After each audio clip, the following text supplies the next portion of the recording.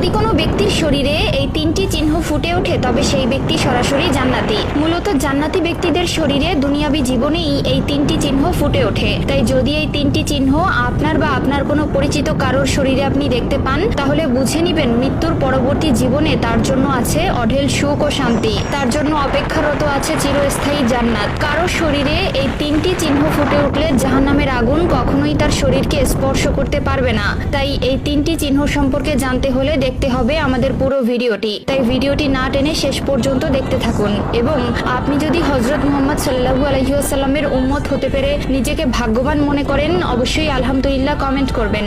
আজকে আমার প্রিয় নবীর ভালোবাসার মানুষগুলোকে দেখতে চাই। প্রিয় দর্শক, অবশ্যই ভিডিওটি শেয়ার করতে ভুলবেন না। আপনার একটি শেয়ারে হয়তো অনেক মানুষ পাপ কাজ থেকে নিজেকে হেফাজত করতে পারবে। প্রিয় নবী বলেছেন, যে ব্যক্তি আমার হাদিস শুনে অন্যকে শেয়ার করলো তার জন্য কিয়ামতের দিন আমার সুপারিশ